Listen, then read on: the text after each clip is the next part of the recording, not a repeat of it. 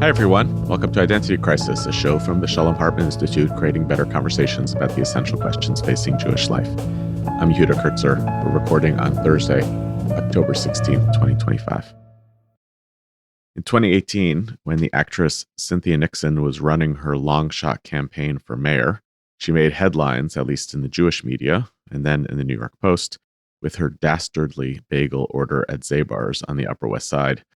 Her order was cream cheese, lox, capers, and onions, and tomatoes, so far so good, on a cinnamon raisin bagel. The people in Zabar's were horrified. New York Post loved it the next day. The message in this coverage was unspoken but clear, and you'll forgive me for the phrase. It suggested that Nixon was just too hopelessly goyish to be the mayor of New York City. But not so Zohran Mamdani, it seems, as judged by this particular test. The upstart candidate who looks very likely to be elected mayor of New York, which represents, I think, a political earthquake for the city and maybe even for the United States, eats the perfectly respectable poppy seed bagel with scallion cream cheese. He even had the chops to name the bagel place, Absolute Bagel on the Upper West Side of blessed memory, thus separating himself from the field, who might have just defaulted to saying something like Zabar's or Revson Daughters, conventional and popular appetizing shops around New York City. If you want, you can read about all of the primary level mayoral candidates' bagel orders in a piece by Hannah Fior back in the Forward in June. The worst of the bunch, an arguably anti-Semitic order, was Andrew Cuomo's choice of a bacon, egg, and cheese on an English muffin. Framing this challenging episode on a challenging topic in this way was a light way for me to introduce what I see as the Jewish complexities, maybe even paradoxes, of Zohran Mamdani. New York City has either the most Jews of any city in the world or the second most, depending on how you calculate the surrounding areas of Tel Aviv. But even separate from those numbers, which would make Jews about 12% of the city's population, New York City is saturated with Jewish history and Jewishness, expressed in culture, language, and power centers. Mamdani has come along and effectively seized on the changing demographics and dynamics of New York City Jews to become a new Rorschach test for American Jews. He represents a proof of the end of the great American Jewish post-war consensus. He is a perfect foil to President Trump, in some ways, in my mind at least, a progressive version of Trump's radical, class-based performative politics. He's also one of the most divisive local politicians I can ever remember the Jewish community having to reckon with. Earlier in his candidacy, it was easy to claim, absent any real evidence, that the Jews supporting Mamdani were the noisy, radical fringe of the Jewish community. Today, I think it's reasonable to assume he will get at least a plurality, if not a majority, of New York Jewish voters, simultaneously becoming the most feared politician that other New York Jewish voters, the ones who are not voting for him, have ever confronted. Now, if you removed his ethnic background and his religious affiliation, I think Mamdani and his democratic socialist politics would be a completely coherent, darling politician for plenty of New York Jews at the turn of the 20th century, at home in the radical politics of the Forward and the Lower East Side. If you took away his Israel stuff, Mamdani would seem an obvious expression of exactly the kind of generational change you might want to see in an aging New York City Democratic Party. New York Jews, meanwhile, represent widely disparate socioeconomic status, some 20% of its households considered poor. We also range across the spectrum of ethnic diversities. Mamdani speaks that language, the language of ethnic and racial diversity, the language of socioeconomic diversity, and his campaign makes the most sense when you watch his YouTube ads, trying to figure out why the city's arcane bureaucratic rules and tax schemes make it impossible for halal truck operators to sell a plate of chicken over rice for less than $10. But of course, Mamdani also represents perhaps the most pronounced rejection of the consensus pro-Israel, Zionist sympathetic politics that have dominated Jewish communal politics for the last 75 years. Those politics inside the Jewish community, which characterized for a long time Jewish institutional power, those in turn informed the boundaries in which politicians hoping to curry favor with the Jewish community needed to operate. Those days, it seems, are over. It's hard to tell what percentage of Mamdani's Jewish supporters support him despite his pro-Palestinian anti-Israel commitments, or what percentage support him because of them. Some of the ultra-Orthodox power centers in Brooklyn do not seem to care one way or another about his Israel attitudes. And taken together, the Mamdani candidacy doesn't only threaten the status quo of New York City's stance on Israel, which actually can show up meaningfully in some real decision making, as we'll talk about today, but it demonstrates the growing weakness of those same Jewish communal institutions that benefited for so long from that shared consensus.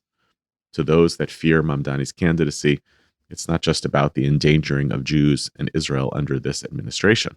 It's also the recognition of what they now may be feeling for the first time, of a loss of the power to prevent it. I had an English teacher in high school who deducted points from our essays if we ever described something as interesting. She said that that adjective said nothing. Today, I think there are many New York Jewish voters who exhibit wildly more expressive adjectives in their feeling about Zohran Mamdani, ranging from ecstatic to terrified.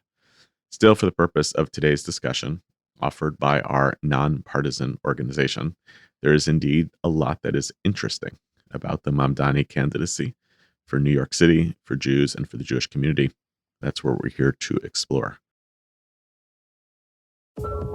The 5 Books podcast asks Jewish authors not only about their latest work, but about the 5 books that shaped their Jewish identity. To mark 100 years of National Jewish Book Month, a project of the Jewish Book Council, the 5 Books podcast is celebrating by creating a digital literary time capsule. They're asking Jewish leaders, what Jewish book do you hope people are still reading in 2125? I'm picking The Chosen by Chaim Potok, which is a great American Jewish novel. This is an anxious time for American Jews. I'd like to think that if we're still reading the great American Jewish stories 100 years from now, it will mean that our community is still thriving and that we will continue to cherish the amazing cultural output that American Jews have been producing for hundreds of years. Now more than ever, it matters that we create space for Jewish authors and stories. Listen to the 5 books wherever you get your podcasts, and let's build the next 100 years of reading Jewish books together.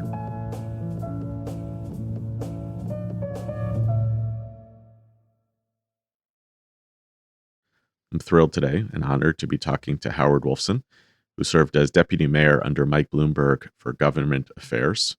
He was instrumental in the policy and political universe of Mike Bloomberg, running his super PAC, advising him on politics and communication, now directs the education program at Bloomberg Philanthropies. He has a long and storied career as a Democratic political strategist, served as a communications director for the Senate campaigns of Chuck Schumer in 1998, a while ago, Hillary Clinton, Ned Lamont, and as the co-chief strategist and communication director for the Hillary Clinton 2008 presidential campaign. Thanks for coming on Identity Crisis today. Howard, thanks for being with us. Pleasure to be with you. That was a very thoughtful introduction. No, appreciate that. Let's start general and then get narrower. I'm curious what it looks like to be on the inside of trying to manage New York City. There are such wide disparities socioeconomically, ethnically. There are so many religious communities, their political viewpoints. It's one of the most diverse cities in the world. It looks impossible. I'm curious, even before we get to the Jews, who exhibit, by the way, all of those spectrums, right? We're not one Jewish community. Can you talk a little bit about the day-to-day work of trying to hold a city together that represents so many of these different viewpoints, what that actually looks like in practice, and where the real thorny challenges of that work look like?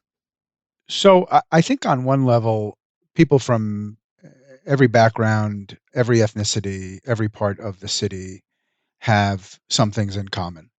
They want the trash picked up every day. They want streets that are paved. They want good schools for their children. They want streets that are safe to walk around, subways that show up on time. And the sort of basics of the job, the blocking and the tackling of those kinds of things is at heart the job. And it's not an easy job. Some of that stuff is really hard. And it's not to say that there aren't profound disagreements about how people police or about whether we should have a bike lane or not a bike lane. But at the end of the day, there is an awful lot that people have in common, regardless of where they're from, whether they've been here or their parents, grandparents have been here 100 years or whether they came 5 years ago. Then there are the set of issues that maybe fall under the rubric of ethnic politics. This is an incredibly diverse city. People are very proud of where they have come from, and there's an awful lot of affiliation keeping that exists. People whose parents may have come from Ireland in the 1850s feel as connected to their Irish heritage as somebody whose parents came from India 5 years ago feels about India.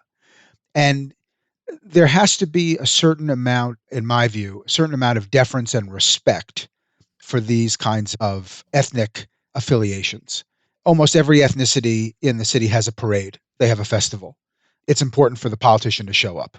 Eric Adams is famous for this. Any group of people larger than 10 that is affiliating with some ethnicity is going to have a visit from Eric Adams, waving a flag, proclaiming some degree of solidarity with that group. That may be an extreme example, but any New York politician, every New York politician, is going to go to parades, to houses of worship, to restaurants, to the signifiers of our connection to our own heritage and our own ethnicity, which in a place like New York remains a vital part of our civic life. It's interesting that you cite that because it means that, you start with basically the political challenge of making sure the city operates and all of those challenges. And then you move to what sounds almost like a symbolic representational piece of leadership. And I'm curious whether you think a mayor can kind of get away without doing the symbolic side of the work if they're very good at column A. And it comes to Mamdani because Mamdani has said explicitly he will provide security to the Salute to Israel parade, which is, for better or worse, the Jewish community's parade. Well, It's a Salute to Israel. It's not a Jewish heritage one, but he has pretty clearly also indicated it doesn't mean he's going to be on a float going down Fifth Avenue with an Israeli flag behind him. He almost certainly will not. no, that seems unlikely. Most important thing is to provide the basics, right? So if the city is clean and well maintained and safe and the schools are working and the subways are moving on time, you can get away with an awful lot in lots of other arenas. Having said that, I do think that it is important to show some degree of respect. And I think maybe more to the point of your question, you try to avoid offense, right? So in the dispute between India and Pakistan, to the extent that plays out in New York City, most politicians will avoid taking one side or the other unless they represent lots of Indian New Yorkers or Pakistani New Yorkers. It's just, there's no reason to offend somebody about a dispute that is occurring on the other side of the world. I think for a long time, it's pretty clear that there were Muslim Americans and Arab Americans living in New York who felt offended by the pro-Israel sentiments of most of our politicians. There were perhaps not enough of them to have an electoral impact. They were not necessarily organized enough to manifest their displeasure. That's no longer true, right? The demographics of the city are different and the politics has changed. And so you have a candidate in Mamdani who is quite willing, and sometimes I think even eager, to poke a finger in the eye of pro-Israel voters. And that's something that we have not experienced before as New York Jews. We had some expectation that the default was a pro-Israel position. And I think, as you got at very thoughtfully in your introduction, Mamdani has changed the calculus. And he has changed the calculus, I think, for any number of reasons. One of them is, I said, demographic. 100 years ago, the city was nearly 30% Jewish. It is, let's call it roughly 12, 13% Jewish today. That has real implications for our politics. When I started working in New York City politics in the early 90s on Capitol Hill, there were 9 members of the New York congressional delegation that were Jews. Today, there are 2. And so the demographics have changed. There are fewer Jews in New York. The Jewish community in New York, as you pointed out, is somewhat fractured and splintered along this question of Israel and Palestine. And then we now have many more Muslim New Yorkers, Arab New Yorkers, who have a different orientation towards this conflict in the Middle East. And so the politics have been upended. In some respects, Mamdani is a product of that change. In other respects, I think he is shaping the change, but the change is here. And anyone who thinks that we're going back to the status quo ante is very much mistaken in my view. We are in a new world that requires some new thinking and some significant tactical and strategic adjustments to the extent that those of us in the pro-Israel community want to maintain some degree of power and influence. So I want to come back to that in a moment, but I want to riff off a little bit off of your example of two members of the congressional delegation. So, one of them is retiring now, Jerry Nadler. Seems very likely on the Upper West Side to be replaced by someone else who's also Jewish. And I think when we were talking before, you had mentioned that there were 3 Jewish New York City mayors in the past 50 years, and who knows whether there will be another. I'm wondering how much the personal, ethnic, religious, even political opinions really matter in governing the city. And it stays on this symbolic question. I mean, I look at Bloomberg, who is Jewish, but it didn't seem to matter. In other words, he didn't wear his Jewishness on his sleeve in that way. Ran the city more like the CEO of an incredibly successful corporation. And I'm curious, whether the mayor should be a little bit more neutral, whether that actually serves us in the long run around managing these coalitions. That way you can show up with a flag at any particular parade or event, but nobody thinks that it's actually an expression of your views. Mamdani is kind of the antithesis of that in some ways. He's like Ed Koch, but in reverse. He's heavily not Jewish, and his passions are somewhere else. I'm curious how you think about that from the perspective of public leadership in the city. You rightly point out that in many respects, Mayor Bloomberg saw himself as something of a CEO of the city focused on the kind of day-to-day tasks. But even he, on several occasions while mayor, went to Israel to express solidarity during periods of difficulty there. Perhaps in an ideal world, we could avoid a situation in which a mayor was putting a thumb on the scale or picking sides in a dispute in the old country, as it were.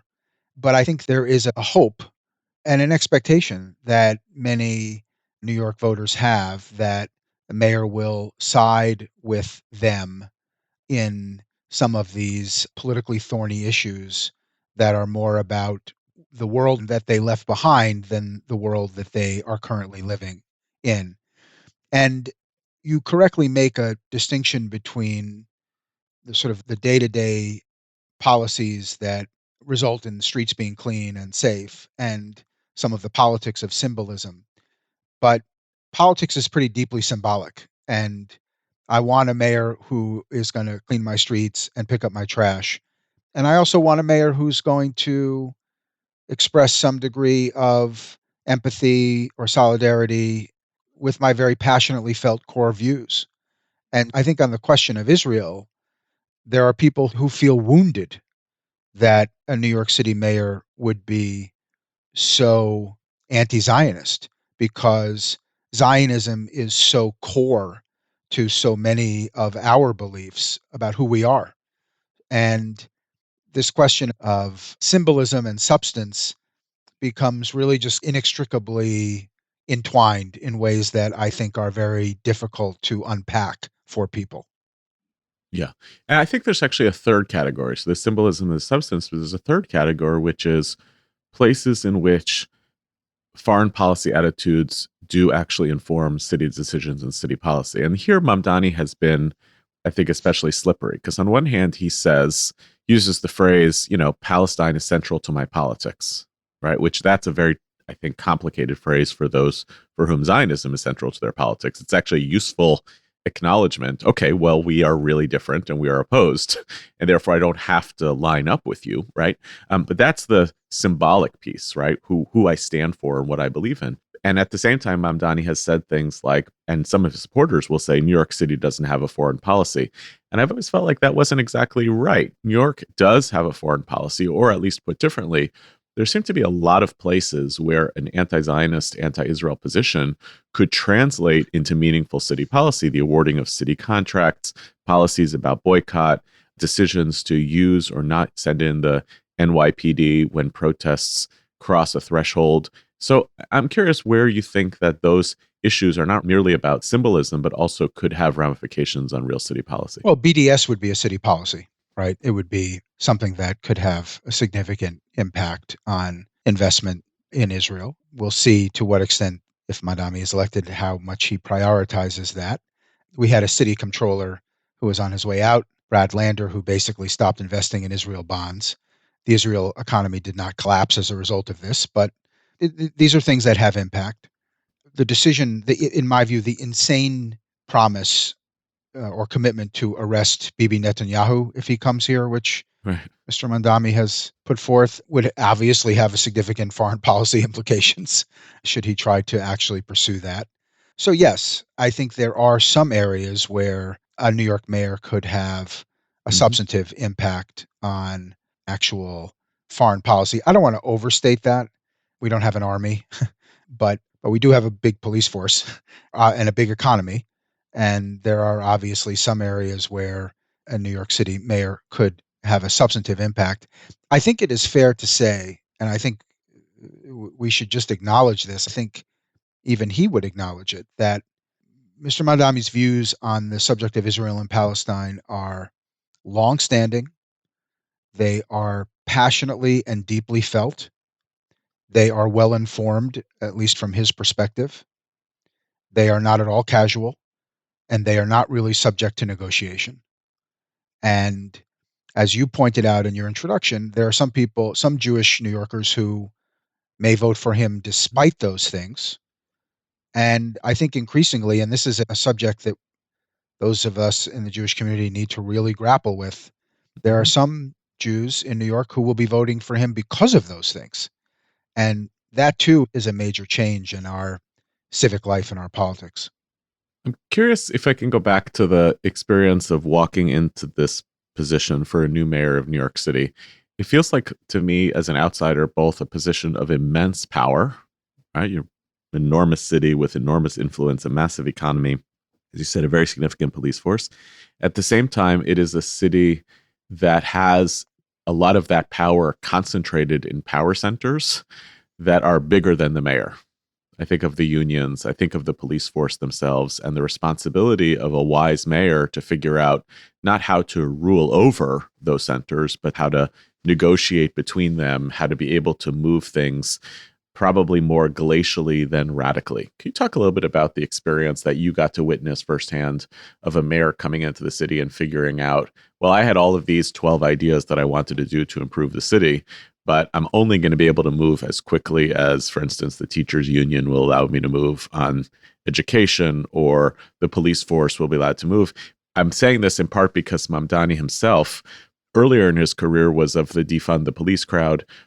He has walked that back over several years, and it's very clear, recognizes that you can't actually do that in New York City. You can't lose the police. You can't, you'll have no public safety. Can you talk a little bit about that negotiation between the power that the mayor's office wants to exercise and the recognition of the power centers that already exist within the city? Yeah, there are significant checks on the mayor's power. The governor is a significant check on the mayor's power because the city is technically a kind of a creature of the state, and we don't have the ability, for instance, to raise our own income taxes. And there are many other laws that the state will pass that impact what the city does, either positively or negatively. For instance, in the most recent term, the city passed a law that mandated a class size, certain number of maximum number of students per class in the schools, didn't provide any funding to pay for the new teachers and the new classrooms. That has a major impact on the school budget and how school resources are going to be allocated. That's a decision that the state made that the city has to figure out how to work around and live with. Just to live with, yeah. And also, as you point out, there are unions, there are newspapers, there's media, there's real estate, there's finance. So there are many other power centers in New York. And frankly, the job is to navigate all that and try to get stuff done. I think I work for a guy who was as good at that as anybody in the history of the city. He had some advantages walking in the door. He was very wealthy. He had run an incredibly successful business.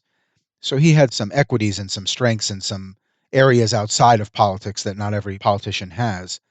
But even he was stymied by forces that he could not control. Tried to build a stadium on the west side of Manhattan, was shot down. Tried to get congestion pricing, was shot down.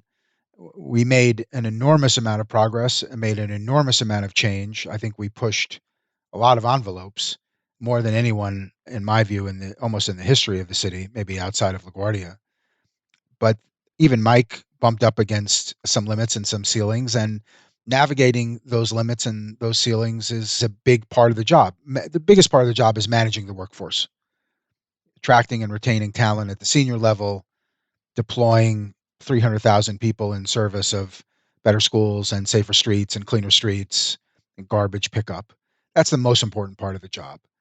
But then navigating, as you point out, all of these disparate power centers is another huge part of the job. The most profound skeptics, before those who engage around Israel even enter the conversation, are those who ask, can a 35-year-old with no executive experience come in and run a city like this? And it feels like a virtually impossible task.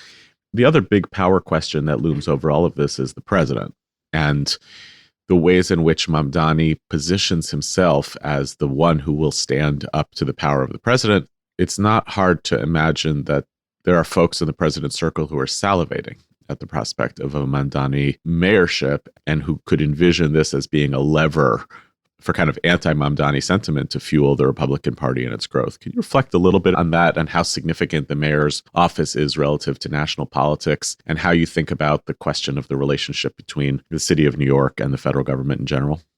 Yeah, the city gets an enormous amount of money from the federal government. If the federal government decides to stop funding things in New York, it would have a significantly negative impact on our civic life. Parenthetically, by the way, I'm going to interrupt you. I don't know if you this yesterday, weird comment by the president who said he has stopped the funding of the Hudson tunnel. That's just one example. Look, I think on the one hand, there are people around the president who will understand that a Mamdani mayoralty would be good for them politically because it would provide a foil. On the other hand, you have a president who owns real estate in the city. He has lots of friends who own real estate in the city. And so if the real estate values decline because we have a bad mayor who's running the city poorly, that's not good for the president's bottom line or the bottom line of lots of people he cares about. So my guess is he probably thinks about this in both ways, right? There's some political advantage, and there's also a real kind of bottom line downside to him and lots of people he is friends with and cares about. And I think there is something about this city, despite the hostility that the president has shown towards it at times, that retains an interest, an outsized interest and an attraction for a guy who was born in Queens and spent his professional career here. Look, I worry about this enormously. You have seen what the president is doing in Chicago and Los Angeles. I don't want masked men in body armor with automatic weapons seizing people off our streets. Some of them might well be citizens, some of them wouldn't be.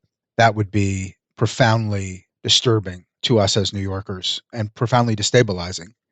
I think there's every reason to believe that if Mamdani is elected, we might well see that. And that would be a crisis for those of us who understand how damaging that would be to the fabric of our city's life. I guess I have two, I don't know if they're nightmares or reasonable fears of what may happen in an early term confrontation between the mayor and the federal government.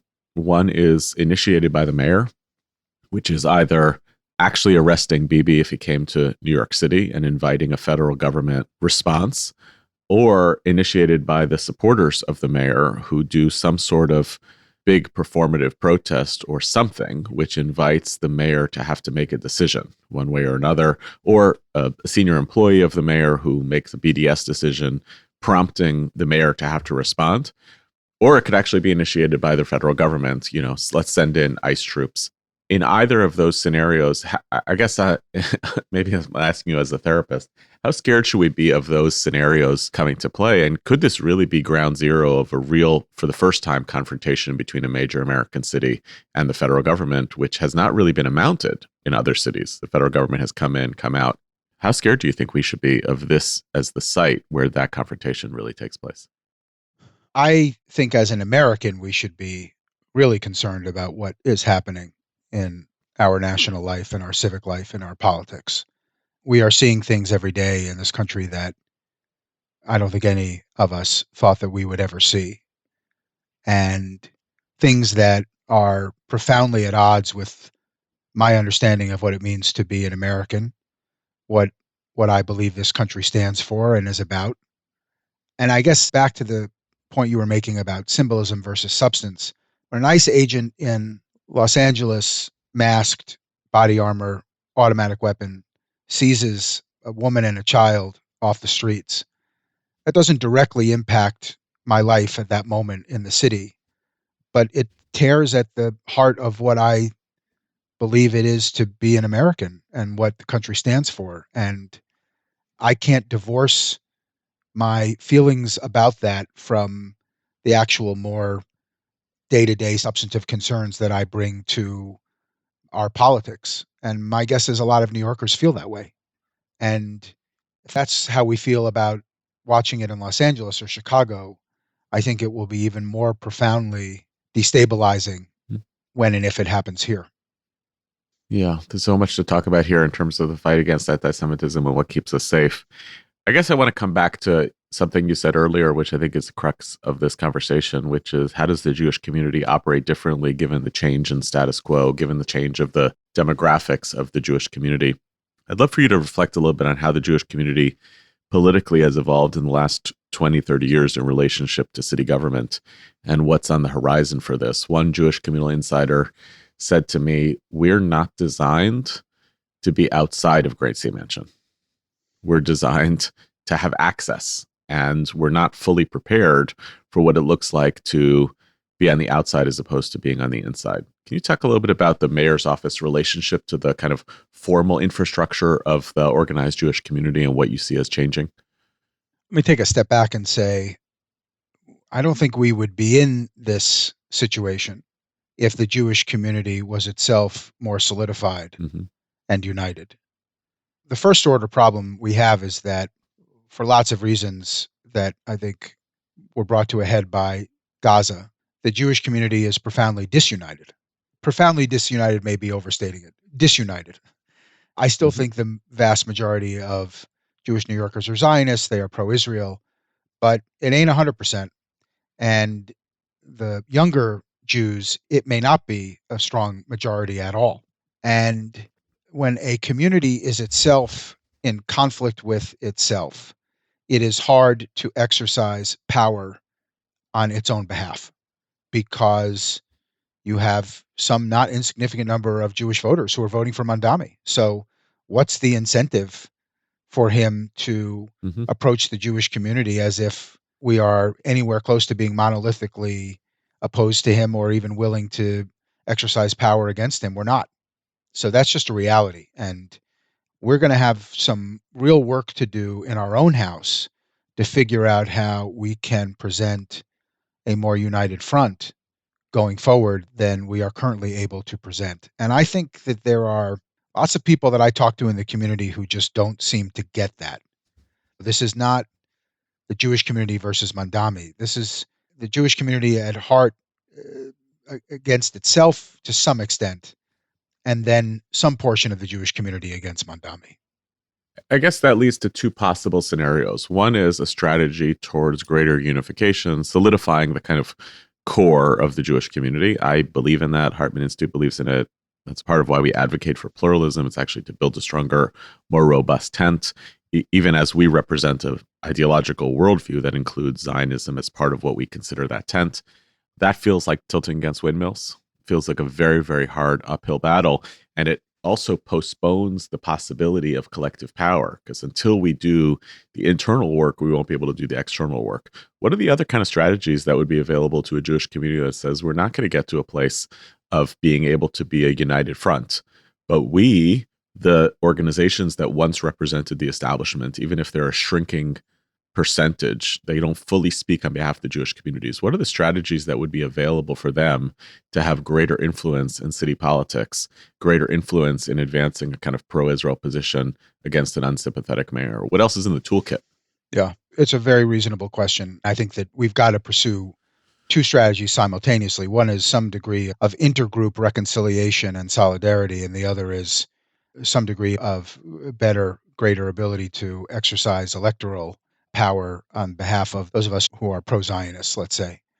There are organizations in New York City that are working to organize Jewish New Yorkers to more effectively wield political power on behalf of a pro-common sense agenda locally and a pro-Israel agenda internationally. I think those efforts are important. and I think that they deserve our support. The Jewish community may not end up effectively wielding power again in New York or finding intergroup solidarity until it really sees manifest the downsides of not doing so. Right now, it's all theoretical. Hmm. You and I, you say you have a nightmare. I can imagine the worst case scenario, but we haven't lived it. And sometimes you got to get hit over the head in order to understand what it feels like to get hit over the head. And you can imagine it. And until it happens, you don't know what it feels like. And sometimes that's how politics works. Yeah.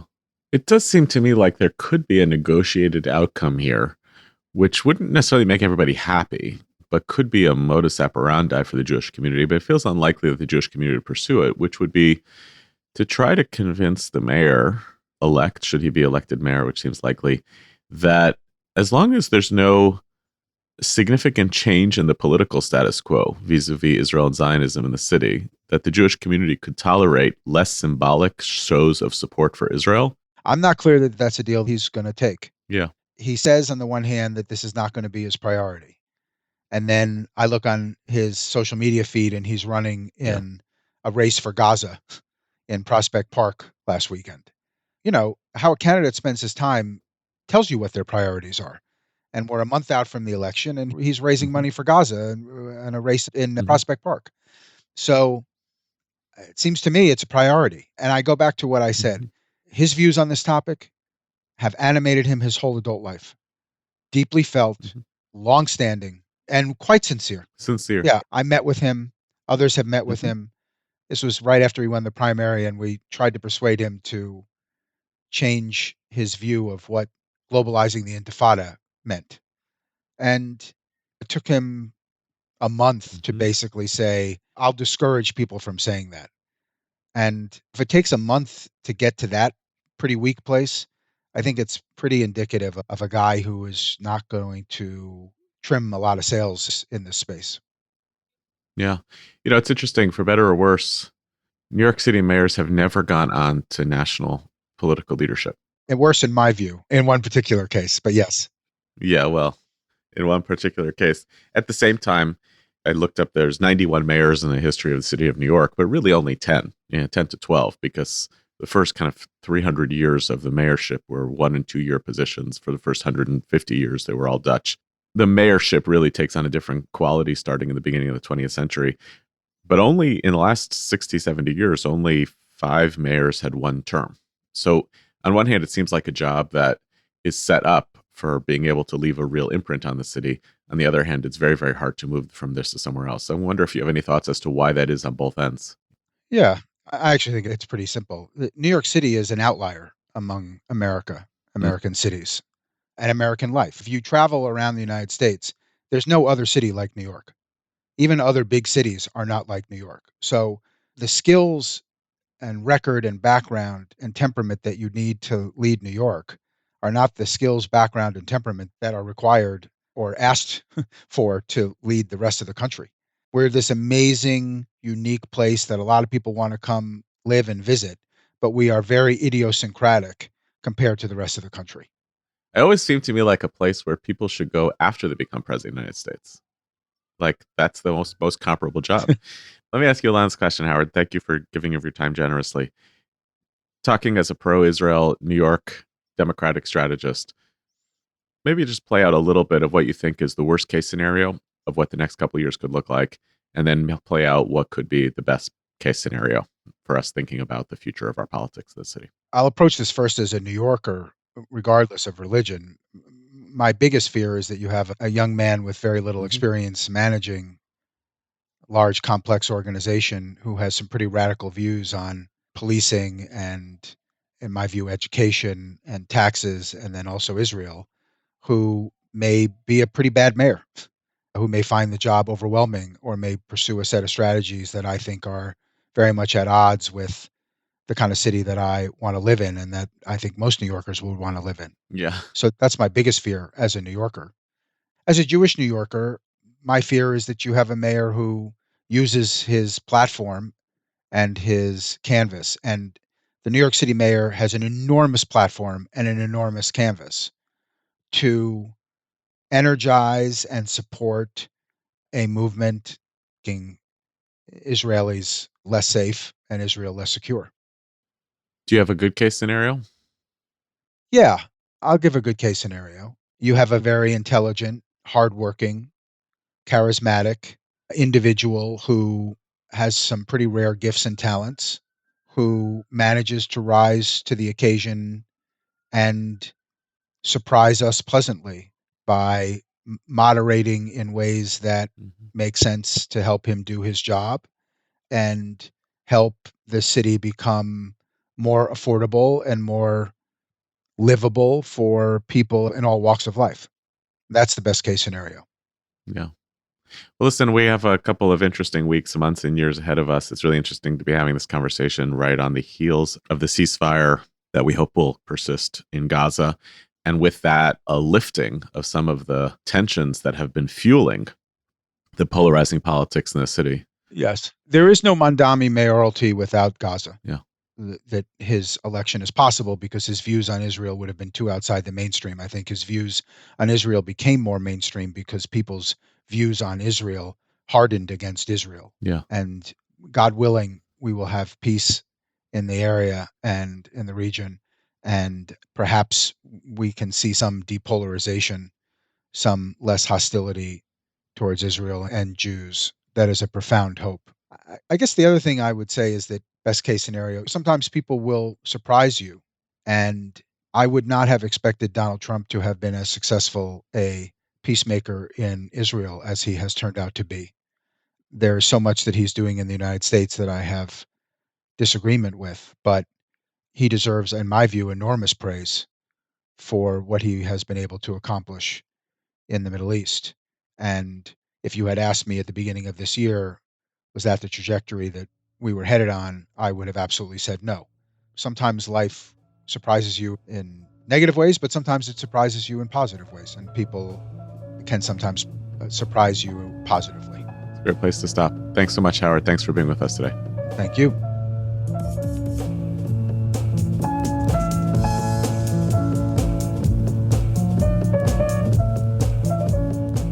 Here are some other things that are happening at the Shalom Hartman Institute this week. November 4th marks 30 years since the assassination of Prime Minister Yitzhak Rabin, and we're still asking, what if the assassination had not dealt a fatal blow to Israel's fragile peace process and irrevocably shifted the course of its politics and diplomacy? Yehuda Kurtzer will be speaking as part of a panel on Yitzhak Rabin 30 years later on Tuesday, November 4th at 7 p.m. Eastern Time. Register to attend in person at the Temple Emmanuel Stryker Center in New York City, or for streaming at the link in the show notes. The Hartman Institute is cultivating a new generation of leaders for the Jewish community of tomorrow. We've begun a new year of the Hartman Teen Fellowship, our signature leadership program for high school sophomores, juniors, and seniors. This past weekend, at their opening Shabbaton, over 370 fellows from 32 different U.S. states and Canadian provinces spent a weekend building pluralistic community and engaging with important Jewish questions. The week before, they attended their first virtual Beit Midrash session with Daniel Hartman, and next week they'll embark on their first trimester of online learning. We wish our teen fellows a productive year of growth and leadership. We're grateful to the Charles H. Revson Foundation for supporting the Shalom Hartman Institute's digital work, including Identity Crisis. Thanks for listening to our show, and special thanks to our guest, Howard Wolfson. Identity Crisis is produced by me, Tessa Zitter, and our executive producer is Maytal Friedman. This episode was produced with assistance from Annie Beyer-Chaffetz, researched by Gabrielle Feinstone, and edited by Josh Allen, with music provided by So-Called. Transcripts of our show are now available on our website, typically a week after an episode airs. We're always looking for ideas for what we should cover in future episodes, so if you have a topic you'd like to hear about, or if you have comments about this episode, please write to us at identitycrisis@shalomhartman.org. For more ideas from the Shalom Hartman Institute about what's unfolding right now, sign up for our newsletter in the show notes or subscribe to this podcast everywhere podcasts are available. See you next time, and thanks for listening.